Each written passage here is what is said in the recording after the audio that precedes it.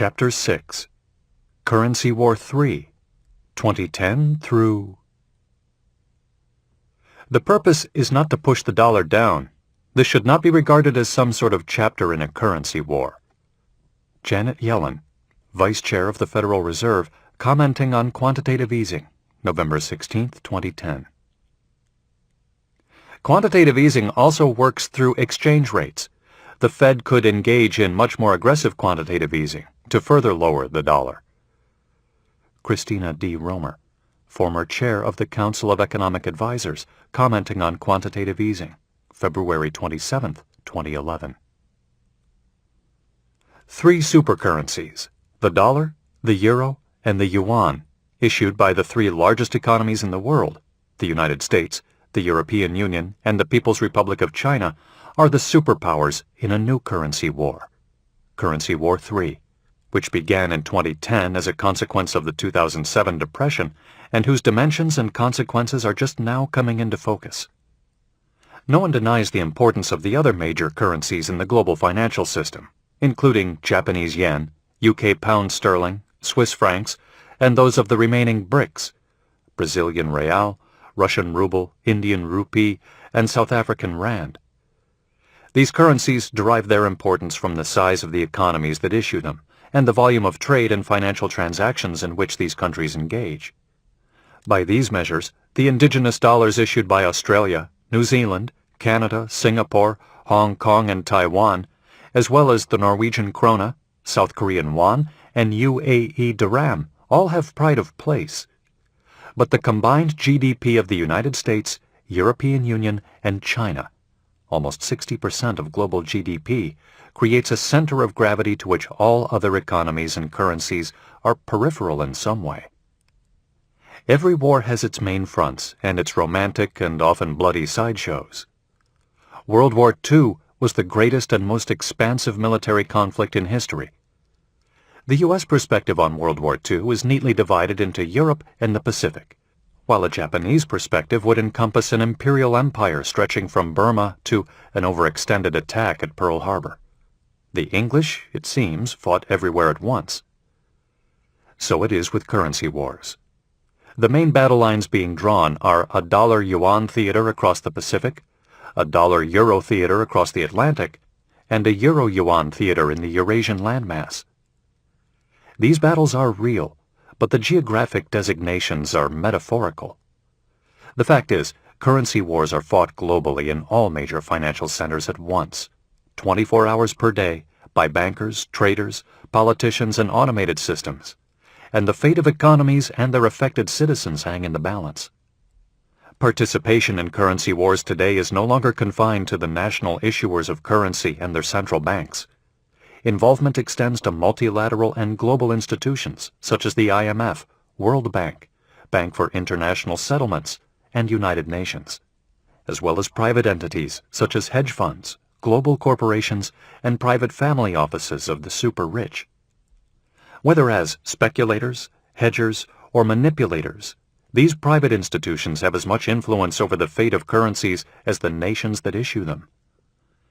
To see that the battle lines are global, not neatly confined to nation-states, one need only consider the oft-told story of the hedge fund run by George Soros that broke the Bank of England in 1992 on a massive currency bet. Today, there are many more hedge funds with many more trillions of dollars in leverage than Soros would have imagined 20 years ago. Battles in the Pacific, Atlantic, and Eurasian theaters of Currency War 3 have commenced, with important sideshows playing out in Brazil, Russia, the Middle East, and throughout Asia. Currency War 3 will not be fought over the fate of the real or the ruble, however. It will be fought over the relative values of the euro, the dollar, and the yuan, and this will affect the destinies of the countries that issue them, as well as their trading partners. The world is now entering its third currency war in less than 100 years. Whether it ends tragically, as in Currency War I, or is managed to a soft landing, as in Currency War II, remains to be seen. What is clear is that, considering the growth since the 1980s of national economies, money printing, and leverage through derivatives, this currency war will be truly global and fought on a more massive scale than ever. Currency War 3 will include both official and private players. This expansion in size, geography, and participation exponentially increases the risk of collapse. Today, the risk is not just of devaluation of one currency against another or a rise in the price of gold. Today, the risk is the collapse of the monetary system itself, a loss of confidence in paper currencies, and a massive flight to hard assets. Given these risks of catastrophic failure, Currency War III may be the last currency war, or to paraphrase Woodrow Wilson, the war to end all currency wars. The Pacific Theater. The struggle between China and the United States, between the yuan and the dollar, is the centerpiece of global finance today and the main front in Currency War III. The evolution of this struggle begins with the emergence of China from a quarter-century of economic isolation, social chaos, and the doctrine of suppression of free markets by the communist regime. The modern Chinese economic miracle began in January 1975 with the Four Modernizations Plan announced by Premier Zhou Enlai, which affected agriculture, industry, defense, and technology. Implementation was delayed, however, due to disruptions caused by Zhou's death in January 1976, followed by the death of Communist Party Chairman Mao Zedong in September of that year, and the arrest 1 month later of the radical Gang of Four, including Madame Mao, after a brief reign. Mao's designated successor, Hua Guofeng, carried forward Zhou's vision and made a definitive break with the Maoist past in a National Party Congress in December 1978. Hua was aided in this by the recently rehabilitated and soon-to-be dominant Deng Xiaoping. Real change began the next year, followed by a period of experimentation and pilot programs aimed at increasing autonomy in decision-making on farms and in factories. In 1979, China took the landmark decision to create 4 special economic zones, offering favorable work rules, reduced regulation, and tax benefits designed to attract foreign investment, especially in manufacturing, assembly, and textile industries. They were the precursors of a much larger program of economic development zones launched in 1984, involving most of the large coastal cities in eastern China. Although China grew rapidly in percentage terms in the mid-1980s, it was working from a low base, and neither its currency nor its bilateral trade relations with major countries such as the United States and Germany gave much cause for concern. Today's currency war is marked by claims of Chinese undervaluation. Yet, as late as 1983, the yuan was massively overvalued at a rate of 2.8 yuan to $1. However, this was at a time when exports were a relatively small part of Chinese GDP, and the leadership was more focused on cheap imports to develop infrastructure. As the export sector grew, China engaged in a series of 6 devaluations over 10 years, so that by 1993, the yuan had been cheapened to a level of 5.32 yuan to the dollar. Then, on January 1, 1994, China announced a reformed system of foreign exchange and massively devalued the yuan to 8.7 to the dollar. That shock caused the U.S. Treasury to label China a currency manipulator, pursuant to the 1988 Trade Act, which requires the Treasury to single out countries that are using exchange rates to gain unfair advantage in international trade. That was the last time the Treasury used the manipulator label against China, despite veiled threats to do so ever since. A series of mild revaluations followed in response so that, by 1997, the yuan was pegged at 8.28 to the dollar, where it remained practically unchanged until 2004. In the late 1980s, China suffered a significant bout of inflation, which prompted popular discontent and a conservative backlash, led by old guard communists, against the economic reform and opening programs of Deng. Separately, a liberal protest movement, led by students and intellectuals seeking democratic reform, also contributed to political upheaval. These conservative and liberal movements collided violently and tragically in the Tiananmen Square massacre of June 4, 1989, when People's Liberation Army troops, acting on orders from the Communist Party leadership, used live fire and tanks to clear human rights and pro-democracy protesters from the square in the center of Beijing, adjacent to the old imperial Forbidden City. Hundreds were killed. There was a slowdown of the Chinese economy after 1989, partly as a result of efforts to curb inflation and partly as a foreign reaction to the Tiananmen Square massacre. This pause proved temporary, however. In the 1990s, China finally broke the Iron Rice Bowl, the welfare policy that had previously guaranteed the Chinese people food and some social services at the cost of slow growth and inefficiency. Something resembling a market economy began to appear, which meant that Chinese workers had the opportunity to do better for themselves, but had no guaranteed support if they failed. The key to this new social contract was the steady creation of millions of jobs for the new job seekers.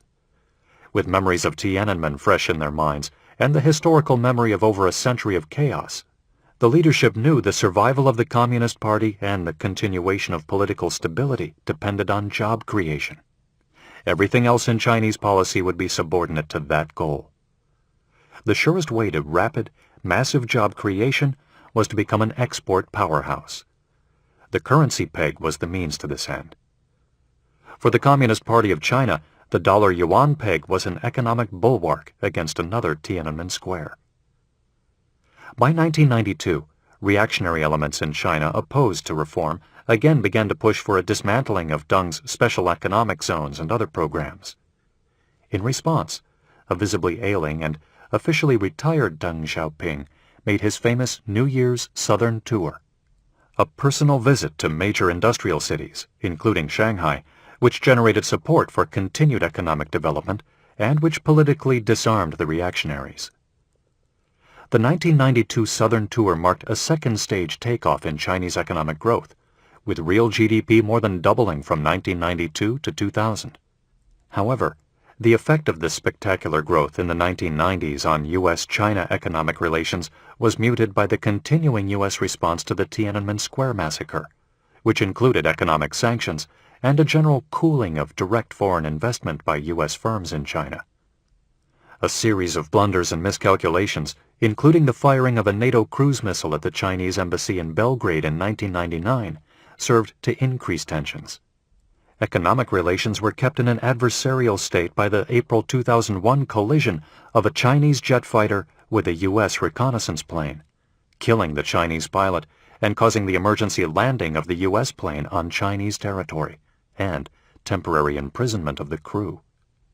Ironically, it was the Al-Qaeda attacks on September 11, 2001, and China's resulting firm support for the U.S.-led global war on terror that finally broke the ice and helped U.S.-China relations get back on track. Despite almost 25 years of significant economic progress by China, beginning in 1976, it was only in 2002 that U.S.-China bilateral trade and investment codependence kicked into high gear. That year, 2002, also marked the beginning of Fed Chairman Alan Greenspan's experiment with sustained ultra-low interest rates. Greenspan had started to cut rates in the summer of 2000, following the tech bubble collapse. The resulting decline of over 4.75% in the Fed funds rate from July 2000 to July 2002 could be viewed as a normal cyclical easing designed to help the economy out of a rut. What happened next was an extraordinary period of over 2 additional years during which the effective Fed funds rate never rose above 1.8% and dropped below 1% in December 2003. As late as October 2004, the effective funds rate was 1.76%, almost exactly where it had been in July 2002. This low-rate policy was justified initially as a response to the challenges of the 2000 tech bubble collapse, the 2001 recession, the 9/11 attacks, and Greenspan's fears of deflation. Yet it was primarily fear of deflation that caused Greenspan to keep rates low for far longer than would ordinarily be justified by a mild recession. China was now exporting its deflation to the world, partly through a steady supply of cheap labor. Greenspan's low-rate policy, partly intended to offset the effects of Chinese deflation in the United States, sowed the seeds of the full-scale currency war that emerged later in the decade. Greenspan's low rates were not only a policy response to potential deflation, they were also a kind of intravenous drug to Wall Street. The Federal Open Market Committee, the body that sets the Fed funds target rate, was now acting like a meth lab for hyperactive deal junkies on the street. Lower rates meant that all types of dubious or risky deals could begin to look attractive, because marginal borrowers would ostensibly be able to afford the financing costs. Low rates also set off a search for yield by institutional investors, who needed higher returns than were being offered by risk-free government securities or highly rated bonds. The subprime residential loan market and the commercial real estate market both exploded in terms of loan originations, deal flow, securitizations, and underlying asset prices due to Greenspan's low-rate policies. The great real estate bubble of 2002 to 2007 was underway. In September 2002, just as the low-rate policy was taking off, Greenspan gained an ally, Ben Bernanke, appointed as a new member of the Fed Board of Governors. Bernanke's deeply rooted fear of deflation was even greater than Greenspan's. Bernanke would quickly establish his deflation-fighting credentials with a speech to the National Economists Club in Washington, D.C., just 2 months after being sworn in as Fed governor. The speech, entitled "Deflation, Making Sure It Doesn't Happen Here," was widely noted at the time for its reference to Milton Friedman's idea of dropping freshly printed money from helicopters to prevent deflation if necessary, and earned Bernanke the sobriquet Helicopter Ben. Bernanke's 2002 speech was the blueprint for the 2008 bailouts and the 2009 policy of quantitative easing. Bernanke spoke plainly about how the Fed could print money to monetize government deficits, whether they arose from tax cuts or spending increases, saying, "A broad-based tax cut, accompanied by a program of open market purchases, would almost certainly be an effective stimulant to consumption.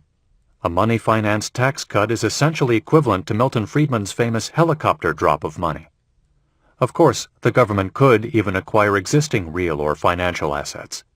If the Fed then purchased an equal amount of Treasury debt with newly created money, the whole operation would be the economic equivalent of direct open market operations in private assets."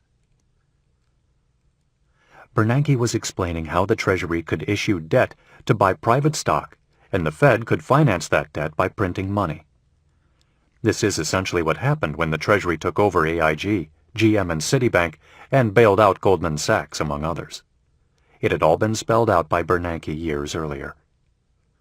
With Bernanke on the board, Greenspan had the perfect soulmate, and in time the perfect successor in his anti-deflationary crusade. The Greenspan-Bernanke fear of deflation is the one constant of the entire 2002 to 2011 period. In their view, deflation was the enemy, and China, because of low wages and its low production costs, from ignoring safety and pollution, was an important source. Despite its economic miracle, China ran trade deficits with the world as late as 2004. This is not unusual in the early stages of a developing economy, when efforts at export success must be tempered by the need to import infrastructure components, industrial equipment, raw materials, and technology with which to launch exports. China did run a bilateral trade surplus with the United States. However, this was not initially cause for concern. In 1997, the U.S. trade deficit with China was less than $50 billion. Then the deficit grew steadily, and in the space of 3 years, from 2003 to 2006, it exploded from $124 billion to $234 billion. This period, beginning in 2003, marks the intensification of concern about the U.S.-China bilateral trade relationship and the role of the dollar-yuan exchange rate in that relationship. In 2006, Senator Charles E. Schumer of New York called the U.S. trade deficit a slow bleeding at the wrists for the U.S. economy and pointed to China as a leading contributor. China's internal deflation is exported to the United States through the currency exchange rate and ends up threatening deflation in the United States. This begins with the China policy decision to peg the exchange rate between the yuan and the dollar. The yuan does not trade freely on international currency markets in the same way that dollars, euros, sterling, yen, and other convertible currencies do. The use of the yuan and its availability to settle transactions are tightly controlled by the People's Bank of China, or PBOC, the country's central bank.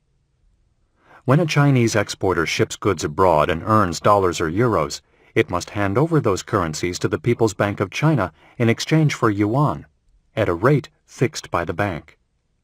When an exporter needs some dollars or euros to buy foreign materials or other imports, it can get them, but the PBOC makes only enough dollars or euros available to pay for the imports and no more.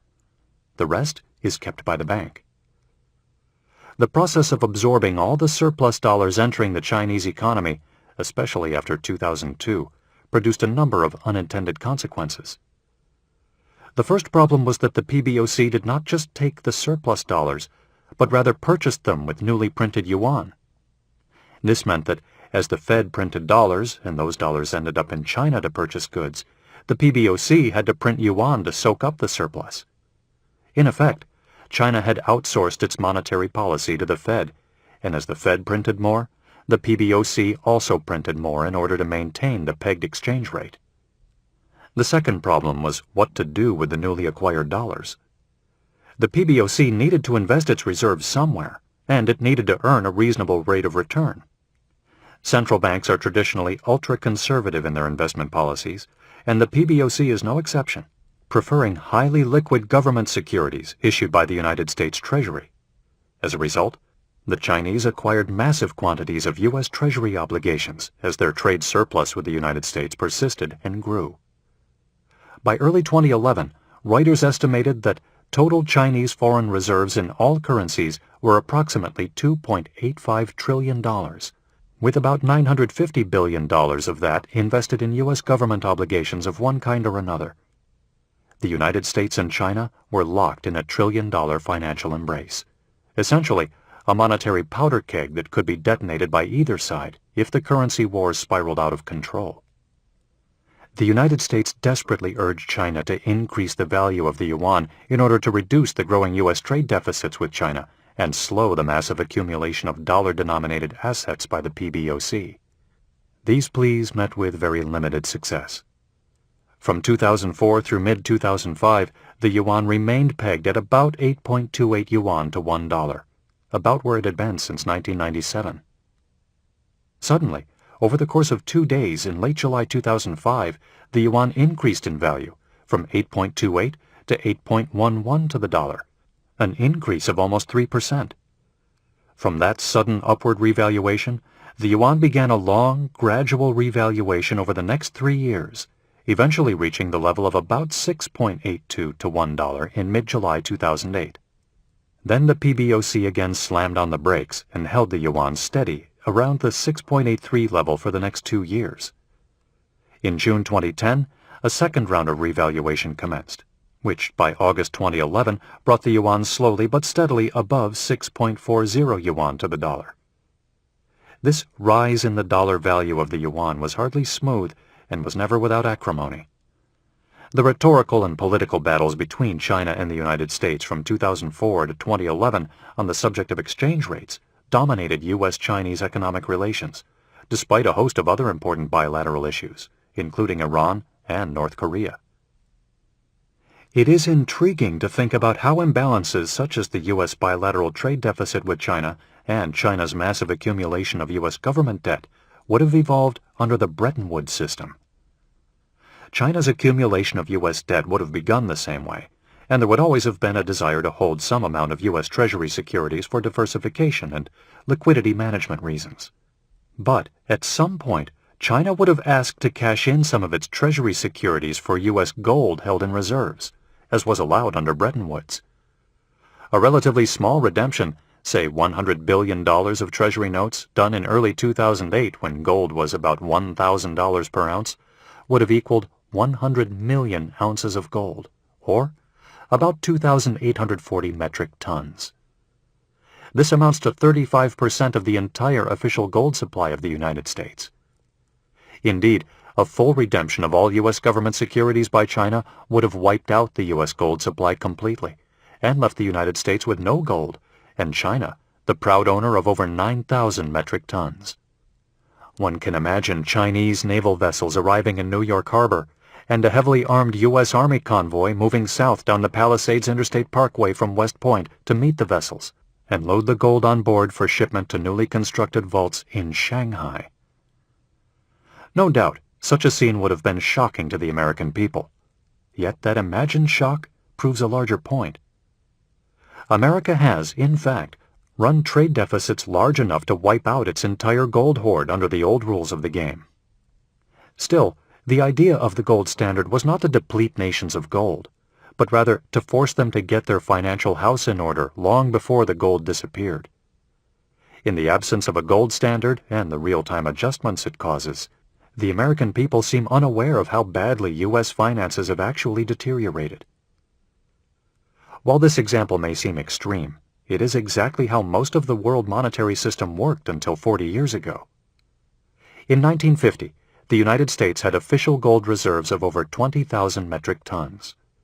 Due to persistent large trade deficits, at the time with Europe and Japan rather than China, U.S. gold reserves had dropped to just over 9,000 metric tons when Nixon closed the gold window in 1971. That drop of 11,000 metric tons in the 21 years from 1950 to 1971 went mostly to a small number of export powerhouses. Over the same period, German gold reserves rose from 0 to over 3,600 metric tons. Italy's gold hoard went from 227 metric tons to over 2,500 metric tons. France went from 588 metric tons to over 3,100 metric tons. Netherlands, another rising gold power, went from 280 metric tons to almost 1,700 metric tons. Not all of these expanding gold reserves came from the United States. Another gold power, the United Kingdom, saw its gold reserves drop from over 2,500 metric tons in 1950 to only 690 metric tons by 1971. But in general, U.S. gold was moving from the United States to its trading partners as part of the automatic rebalancing contemplated by the Bretton Woods system. China's rise to export powerhouse status did not take place in this golden age of the 1950s and 1960s. It took place largely in the early 21st century, when claims were settled in paper IOUs or their electronic equivalents. This meant that China did not receive any official gold for its export success. It also meant that there was no effective check on the ability of the United States to print money, borrow, and keep spending beyond its means. This borrowing and spending binge was encouraged by the ultra-low interest rate policies of Greenspan and Bernanke. Absent a gold standard or some other monetary constraint to apply the brakes, China and the United States hurtled toward Currency War III, with no compass and no map for navigating paper claims of an unprecedented magnitude. The principal accusation leveled by the United States against China, discussed repeatedly in the press but never formally alleged by the White House since 1994, is that China manipulates its currency in order to keep Chinese exports cheap for foreign buyers. But China's export machine is not an end in itself. It is a means to an end. The real end of Chinese policy is one familiar to politicians everywhere: jobs. China's coastal factories, assembly plants, and transportation hubs are at the receiving end of a river of humanity that flows from China's central and southern rural provinces, carrying tens of millions of mostly younger workers in search of steady work at wages only 1/10 of what a comparable job would pay in the United States. These newly arrived workers live in crowded dormitories, work 70-hour weeks, take public transportation, eat noodles and rice, and have few, if any, amenities or leisure pursuits. The little they manage to save is remitted back to the village or farm they came from to support aging parents or other relatives with no social safety net. Yet, from the perspective of the rural Chinese, this life is the Chinese dream, a 21st century counterpart to the more expansive 20th century American dream of a home, car, and good schools that came along with a steady job in mid-century America. Of course, those rural immigrants to the cities just need to look around to see the Mercedes, Cadillacs, and high-rise luxury apartments of China's new rich to know there is something beyond the dormitory and the city bus. No one knows better than the Chinese Communist Party leadership what would happen if those jobs were not available. The study of Chinese history is the study of periodic collapse. In particular, the 140-year period from 1839 to 1979 was one of almost constant turmoil. It began with the Opium Wars, 1839 to 1860, and continued through the Taiping Rebellion, 1850 to 1864, the Boxer Rebellion, 1899 to 1901, the fall of the Qing Dynasty in 1912, the warlord and gangster period of the 1920s, civil war between nationalists and communists in the early 1930s, Japanese invasion and World War II, 1931 to 1945, the Communist takeover in 1949, the Great Leap Forward, 1958 to 1961, the Cultural Revolution, 1966 to 1976, and finally, the death of Mao and the downfall of the Gang of Four in 1976. These events were not just noteworthy points in a chronological history, but involved continuing episodes of external war, civil war, widespread famine, mass rape, terror, mass refugee migrations, corruption, assassination, confiscation, political executions, and the absence of any effective political center or rule of law.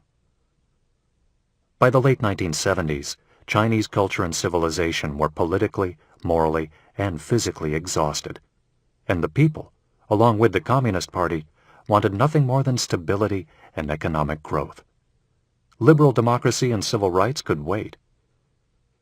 This is why the Tiananmen Square demonstrations in 1989 were as troubling to the Chinese leaders as their violent suppression was shocking to the West. From their perspective, Tiananmen seemed to put China on the edge of chaos again after just 10 years of growth and stability. The Chinese Communist Party leadership understood that the 19th century Taiping Rebellion had begun with a single disappointed student and soon embroiled the southern half of the empire in a civil war, resulting in 20 million deaths. Chinese history is proof that a social network does not require the internet, but spreads just as powerfully by word of mouth and by what the Chinese call dazibao, or big character posters.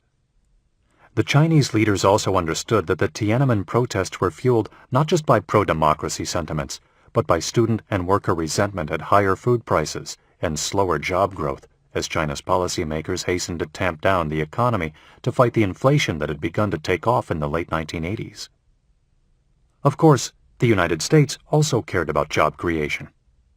The 2001 recession had been mild in statistical terms with regard to GDP and industrial output, but the number of unemployed in America spiked up sharply from 5.6 million people at the end of 2000 to over 8.2 million at the end of 2001. Despite a technical recovery in 2002, the number of unemployed continued to grow and reached over 8.6 million people by the end of 2002. From there, it declined very slowly, so there were still over 7.2 million unemployed at the end of 2005. When the recession of 2007 began, America was still working off this high base of unemployment, and the total number skyrocketed to over 15.6 million unemployed by October 2009. Including those employed part-time but seeking longer hours, and those not officially unemployed but desiring a job, the total number of unemployed and underemployed Americans at the end of 2009 stood at over 25 million men and women. Every one of those 25 million Americans has a face, a name, and a family. In our statistical age, economists prefer to present this phenomenon in percentage terms, such as 6% unemployment for the year in 2002 and 9.9% for 2009. But reciting the actual numbers of affected persons, more than 25 million, helps to bring home the depths of the employment problem. America desperately needed to create jobs. For a while, this human tragedy was masked by the easy money policies of Greenspan and Bernanke, and the resulting euphoria of credit card spending, rising home prices, rising stock prices, and large, no-down-payment mortgages for all comers. Although there were some complaints about Chinese currency manipulation and lost American jobs in 2004 and 2005, these complaints were muted by the highly visible but ultimately non-sustainable prosperity of those years resulting from the easy money. When the music stopped abruptly in 2007 and the United States careened into the panic of 2008, there was no longer a place for Chinese policymakers to hide. Now, U.S. politicians, led most noisily by Senator Charles Schumer, publicly attacked the pegging of the yuan-dollar exchange rate and blamed the Chinese for lost jobs in the United States. A bipartisan group of U.S. senators, including Schumer, wrote a letter to the Bush White House in 2008 stating, "The unfair price advantage that the undervalued Chinese currency gives Chinese firms has forced many American companies to declare bankruptcy or even go out of business, harming our workers, families, and middle class." Senator Schumer and his ilk were undaunted by the fact that there is scant evidence to support this linkage between jobs and exchange rates. It seems unlikely that the typical North Carolina furniture maker would be willing to work for the $118 per month made by his Chinese counterpart. Even if the yuan doubled in value, the Chinese furniture maker would still earn only the equivalent of $236 per month, still not high enough to make his U.S. counterpart competitive. None of this mattered to the dollar demagogues. In their view, the Chinese currency was clearly to blame, and now the Chinese must respond to their demands for revaluation. The administration of President George W. Bush was well aware of this chorus of complaints, but was also attuned to the importance of close relations with China on a number of other issues. China was the largest purchaser of Iranian oil exports, and was therefore in a position to influence Iran in its confrontation with the United States over nuclear weapons development. China was an indispensable economic lifeline to the hermetically sealed regime of North Korea, with which it shared a common border, and so was also in a position to help the United States achieve its strategic goals on the Korean Peninsula. Large U.S. corporations eyed the Chinese market enviously and were looking for direct market access through expansion, acquisitions, or joint ventures with Chinese partners, all of which required Chinese government approvals. China had suffered a loss of face in 2005 when the China National Offshore Oil Corporation withdrew its takeover bid for U.S.-based Unocal Oil after the U.S. House of Representatives voted 398-15 to call on President Bush to review the bid on national security grounds. Such rejections could easily result in tit-for-tat denial of U.S. acquisitions in China. In short, America had as much to lose as to gain from any confrontation with China, and a continuing high-level expert dialogue seemed like a more fruitful approach. President Bush addressed the need to keep U.S.-Chinese currency tensions under control by launching the China-U.S. Strategic Economic Dialogue in 2006. These meetings were continued by the Obama administration in expanded form and renamed the Strategic and Economic Dialogue, S&ED, to reflect the inclusion of the U.S. Secretary of State and a Chinese state counselor with responsibility for foreign policy. The inclusion of foreign policy officials along with economic officials was a clear recognition of the interconnectedness of the geopolitical and financial aspects of national policy in the 21st century. The Strategic and Economic Dialogue was one of several bilateral and multilateral forums designed in part to deal with the advent of a new currency war. It has helped to avoid an escalation in tensions over the currency manipulation charges, but has done nothing to make the issue go away. A series of bilateral summits between President Hu of China and President Obama of the United States were also convened, but neither the S&ED nor the bilateral summits have produced major progress. The United States has now chosen the G20 as the main arena to push China in the direction of revaluation, both because of the possibility of attracting allies to join the effort and because the Chinese are more deferential to global opinion than to U.S. opinion alone. Recent significant progress on yuan revaluation has tended to occur not in conjunction with S&N meetings, but rather in advance of G20 meetings. For example, a small but still noteworthy revaluation of the yuan from 6.83 on June 15, 2010 to 6.79 on June 25, 2010 occurred immediately in advance of the G20 Leaders Summit to Toronto. Another rally in the yuan from 6.69 in November 1, 2010 to 6.62 on November 11, 2010 coincided with the G20 Leaders Summit in Seoul. This demonstrates that the Chinese are attentive to the G20 in ways that may not be when it comes to other forums. By the spring of 2011, the U.S.-China Pacific theater in the currency war was quiet. However, the core issues were still unresolved. Unemployment stress in both China and the United States meant that tensions could erupt at any time. A leadership change in China in 2012 and a presidential election in the United States the same year raised the specter of domestic political forces being a catalyst for further international confrontation. The Atlantic Theater. The Atlantic Theater, the relationship between the dollar and the euro, is better understood as one of codependence rather than confrontation.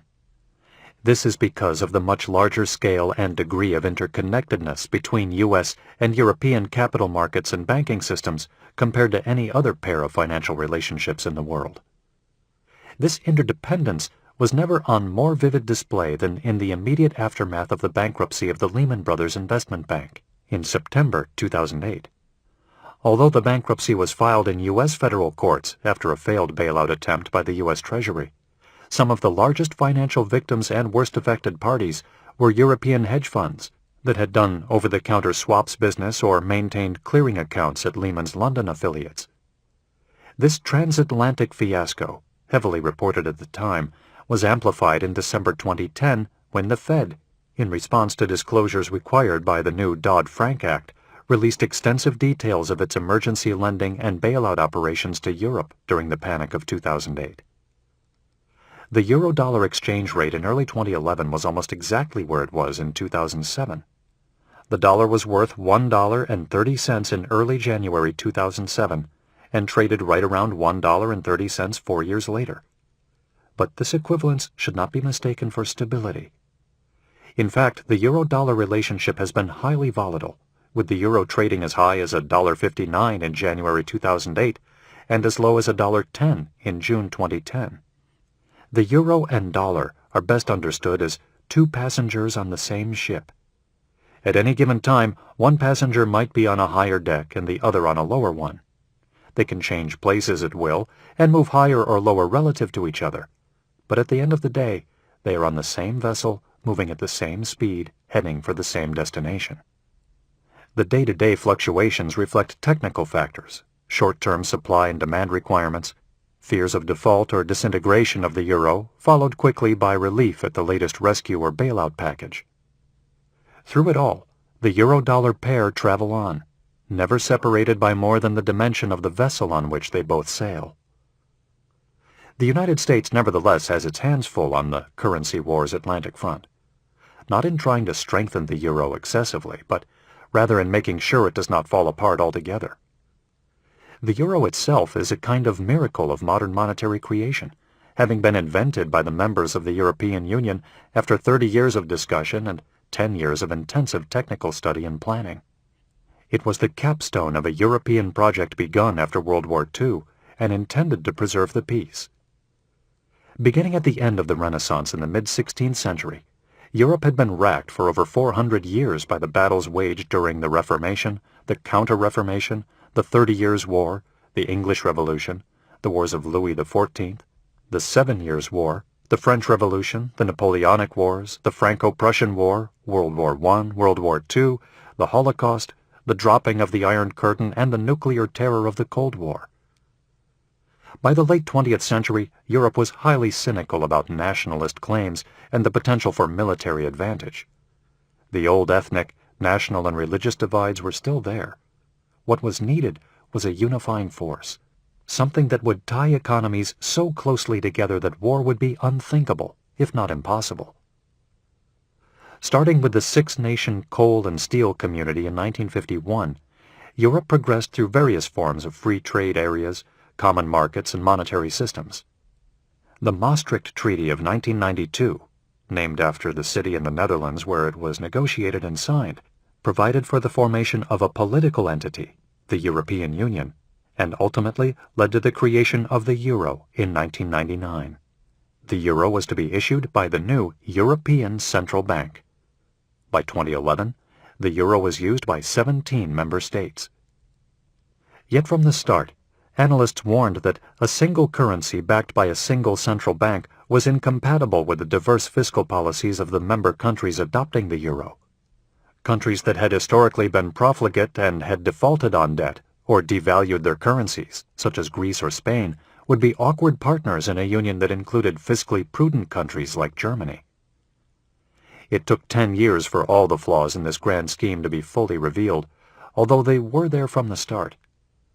A toxic combination of venal government ministers, Wall Street hit-and-run derivatives scam artists, and willfully blind European Union officials in Brussels allowed countries such as Greece to run deficits and borrow at levels far in excess of Maastricht Treaty limits, while burying the true costs in out years and off-balance sheet contracts. Meanwhile, investors happily snapped up billions of euros in sovereign debt from the likes of Greece, Portugal, Spain, Ireland, and other Eurozone member states at interest rates only slightly higher than solid credits, such as Germany. This was done on the basis of high ratings from incompetent ratings agencies, misleading financial statements from government ministries, and wishful thinking by investors that a euro sovereign would never default. The path to the 2010 European sovereign debt crisis was partly the fruit of a new entente among banks, borrowers, and bureaucrats. The banks would buy the European sovereign bonds and book the related profits, secure in the belief that no sovereign would be allowed to fail. The sovereigns happily issued the bonds in order to finance non-sustainable spending that largely benefited public unions. The interests of the bureaucrats in Brussels were perhaps most insidious of all.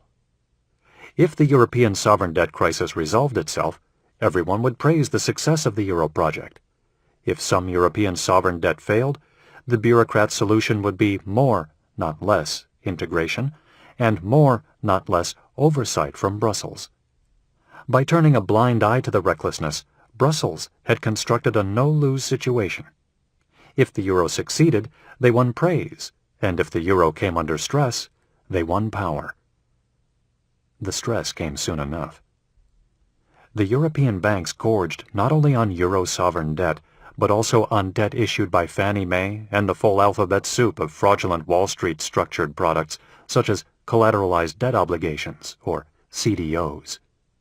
These debts were originated by inexperienced local bankers around the United States and repackaged in the billions of dollars by the likes of Lehman Brothers before they went bust. The European banks were the true weak links in the global financial system, weaker even than Citigroup, Goldman Sachs, and the other bailed-out icons of American finance. By 2010, European sovereign finance was a complex web composed of cross-holdings of debt. Of the $236 billion of Greek debt, $15 billion was owed to UK entities, $75 billion was owed to French entities, and $45 billion was owed to German entities. Of the $867 billion of Irish debt, $60 billion was owed to French entities, $188 billion was owed to UK entities, and $184 billion was owed to German entities. Of the $1.1 trillion of Spanish debt, $114 billion was owed to UK entities, $220 billion was owed to French entities, and $238 billion was owed to German entities. The same pattern prevailed in Italy, Portugal, and the other heavily indebted members of the euro system.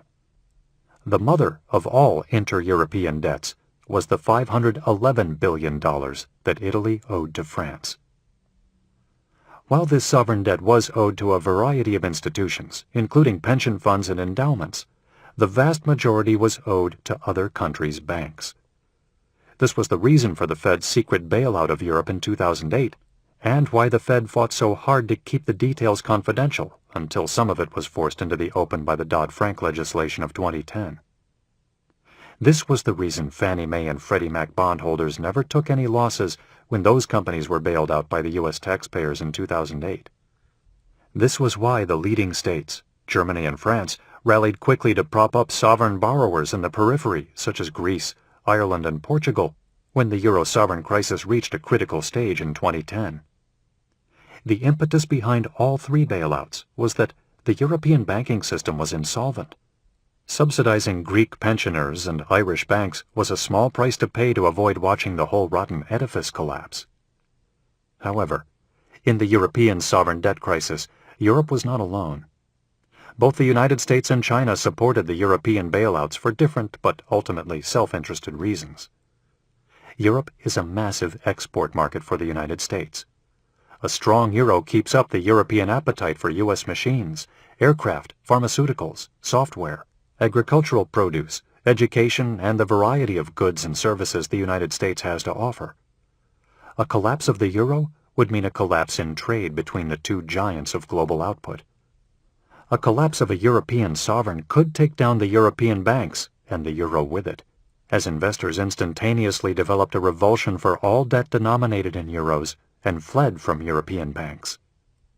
The consequences of a European sovereign debt default for U.S. exporters to Europe would be too great. Here, was an entire continent that was too big to fail. The U.S. bailouts, swap lines, and support for issuers like Fannie Mae were all part of a multifaceted, multi-year effort to prop up the value of the euro. China also had an interest in propping up the euro, but its efforts came with a political agenda. Europe is a huge export market for China as well as the United States, and to that extent China's interests are the same as the United States. But China's banks are not nearly as entwined with Europe's as are America's, which gives China more degrees of freedom in terms of deciding how and when to help. The European sovereign debt crisis offered China the chance to diversify its reserves and investment portfolios away from dollars and toward euros, to acquire leading-edge technology systems that had been denied it by the United States, and to develop platforms from which it could engage in large-scale technology transfer back to China. Germany welcomed the U.S. and Chinese support for the euro.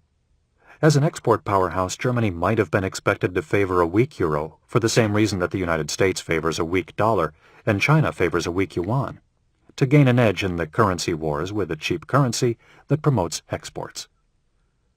Germany, however, was not only an external exporter, it was an internal exporter within the European Union. For those Eurozone exports, there was no currency consideration, since both the exporter and the importer, for instance Germany and Spain, used the euro. If the euro were to collapse, or members broke away from the euro and reverted to their old currencies at devalued levels, those markets might be lost. Conventional wisdom had it that Germany anguished over support for Greece and Ireland and the other weak links in the euro chain.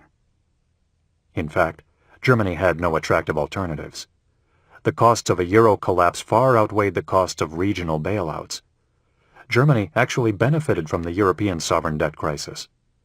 The continued existence of the euro gave Germany a dominant position inside Europe, while a somewhat weaker euro internationally enabled it to gain market share in the rest of the world. The sweet spot for Germany was a euro that was weak enough to help exports to the United States and China, but not so weak as to collapse. Germany was successful in finding that sweet spot during 2010, despite the Sturm und Drang surrounding the euro itself. With the self-interests of the United States, China, and Germany all pointing in the same direction, there would be no doubt for now about the survival of the euro. That the banks were flush with rotten assets, that the periphery nations were running non-sustainable fiscal policies, and that the people of Greece, Ireland, Portugal, and Spain were facing austerity in order to keep the assembly lines moving in Seattle and Shanghai, were all matters that could wait for another day. For now, the center held. The Eurasian Theater. If the relationship between the euro and the dollar can be described as codependent, the relationship between the euro and the yuan is simply dependent. China is fast emerging as a potential savior of certain peripheral European economies, such as Greece, Portugal, and Spain, based on Chinese willingness to buy some of their sovereign bonds in the midst of the European sovereign debt crisis. However, Chinese intentions toward Europe and the euro are based on self-interest and cold calculation. China has a vital interest in a strong euro. The European Union surpasses the United States as China's largest trading partner. If European turmoil were to result in countries such as Greece or Ireland leaving the euro, those countries would return to their former currencies at greatly devalued rates relative to the yuan. This would badly hurt China's exports to parts of Europe. China's interest in supporting the euro is as great or greater than its interest in maintaining the yuan peg against the dollar. China's motives in Europe include diversifying its reserve position to include more euros, winning respect or friendship among the European countries that it assists directly with bond purchases, and gaining a quid pro quo in connection with such purchases. This quid pro quo can take many forms, including direct foreign investment in sensitive infrastructure such as ports and power generation, access to sensitive European technology, and the ability to produce advanced weapons systems normally reserved for NATO allies and friends such as Israel. China's interests in supporting the euro are not at all adverse to those of Germany, even though Germany and China compete fiercely for export business around the world. By buying sovereign bonds from peripheral European states, China helps Germany to bear the costs of the European bailouts.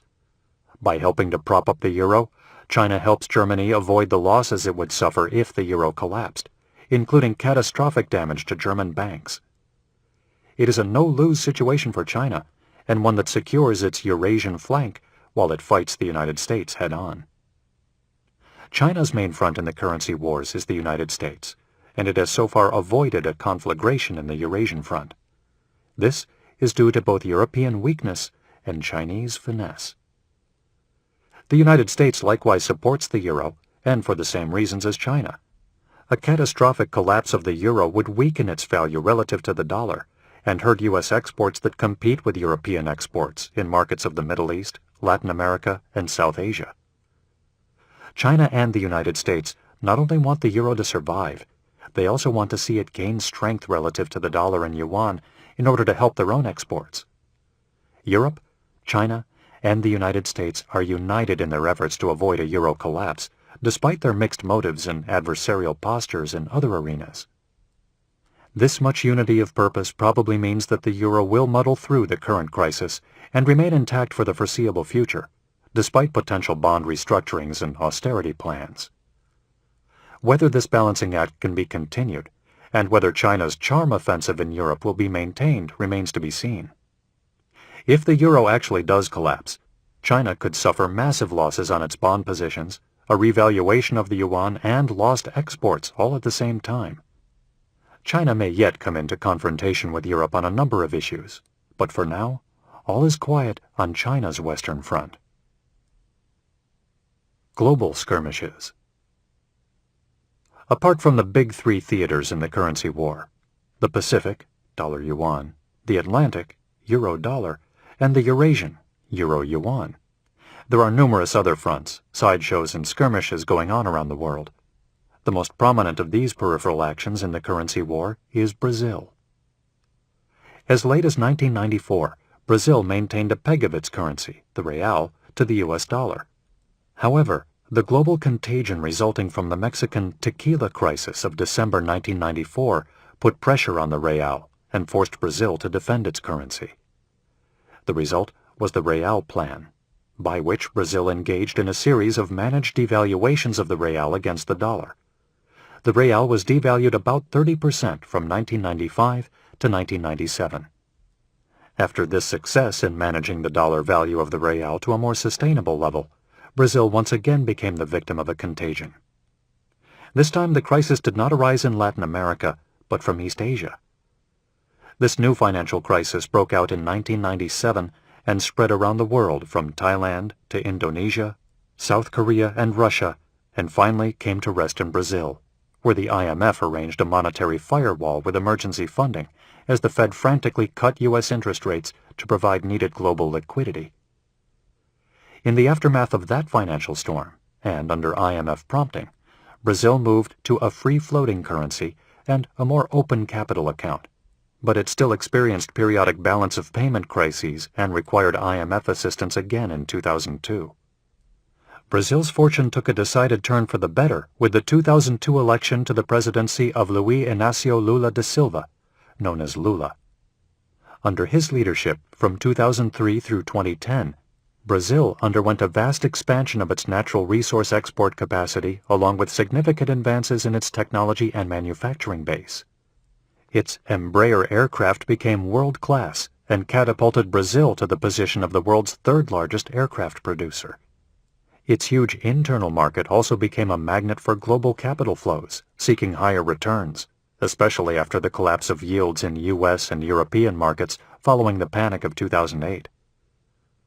Over the course of 2009 and 2010, the real rallied from fewer than 2.4 reais to the dollar to 1.69 reais to the dollar. This 40% upward revaluation of the real against the dollar in just 2 years was enormously painful to the Brazilian export sector. Brazil's bilateral trade with the United States went from an approximately $15 billion surplus to a $6 billion deficit over the same 2-year period. This collapse in the trade surplus with the United States was what prompted Brazilian Finance Minister Guido Mantega to declare in late September 2010 that a global currency war had begun. Because of the yuan dollar peg maintained by China, A 40% revaluation of the real against the dollar also meant a 40% reevaluation against the yuan. Brazil's exports suffered not only at the high end against U.S. technology, but also at the low end against Chinese assembly and textiles. Brazil fought back with currency intervention by its central bank, increases in reserve requirements on any local banks taking short positions in dollars, and other forms of capital controls. In late 2010, Lula's successor as president, Dilma Rousseff, vowed to press the G20 and the IMF for rules that would identify currency manipulators, presumably both China and the United States, in order to relieve the upward pressure on the real. Brazil's efforts to restrain the appreciation of the real met with some short-term success in late 2010, but immediately gave rise to another problem: inflation. Brazil was now importing inflation from the United States as it tried to hold the real steady against the dollar in the face of massive money printing by the Fed. Brazil was now experiencing the same dilemma as China, having to choose between inflation and revaluation. When the United States is printing dollars and another country is trying to peg its currency to the dollar, that country ends up printing local currency to maintain the peg, which causes local inflation. As a consequence, investors chasing high returns around the world, the so-called hot money, poured into Brazil from the United States. The situation had deteriorated to the point that a Nomura Global Economics Research report in early 2011 declared Brazil the biggest loser in the currency wars. This was true up to a point, based on the appreciation of the real. By April 2011, Brazil was waving the white flag in the currency war, in the words of a Wall Street Journal analysis. Brazil appeared resigned to a higher value for the real after currency controls, taxes on foreign investments, and other measures had failed to stop its appreciation. Lacking the reserves and surpluses of the Chinese, Brazil was unable to maintain a peg against the dollar by simply buying all the dollars that arrived on its doorstep. Brazil was stuck between the rock of currency appreciation and the hard place of inflation. As was the case with the United States and the Europeans, albeit for different reasons, Brazil increasingly looked to the G20 for help in the currency wars. Brazil is an important case because of its geographic, demographic, and economic scale, but it is by no means the only country caught in the crossfire of a currency war among the dollar, euro, and yuan. Other countries implementing or considering capital controls to stem inflows of hot money, especially dollars, include India, Indonesia, South Korea, Malaysia, Singapore, South Africa, Taiwan, and Thailand. In every case, the fear is that their currencies will become overvalued, and their exports will suffer as the result of the Fed's easy money policies and the resulting flood of dollars sloshing around the world in search of high yields and more rapid growth. These capital controls took various forms, depending on the preferences of the central banks and finance ministries imposing them. In 2010, Indonesia and Taiwan curtailed the issuance of short-term investment paper, which forced hot money investors to invest for longer periods of time. South Korea and Thailand imposed withholding taxes on interest paid on government debt to foreign investors, as a way to discourage such investment and to reduce upward pressure on their currencies. The case of Thailand was ironic, because Thailand was the country where the 1997 to 1998 financial panic began. In that panic, investors were trying to get their money out of Thailand, and the country was trying to prop up its currency. In 2011, investors were trying to get their money into Thailand, and the country was trying to hold down its currency. There could be no clearer example of the shift in financial power between emerging markets such as Thailand and developed markets such as the United States over the past 10 years. None of these peripheral, mostly Asian countries trying to hold down the value of their currencies is the issuer of a widely accepted reserve currency, and none has the sheer economic scale of the United States, China, or the Eurozone when it comes to the ability to fight a currency war by direct market intervention. These countries, too, would need a multilateral forum within which to resolve the stresses caused by Currency War III. While the IMF has traditionally provided such a forum, increasingly, all of the large trading economies, whether G20 members or not, are looking to the G20 for guidance or new rules of the game to keep the currency wars from escalating and causing irreparable harm to themselves and the world.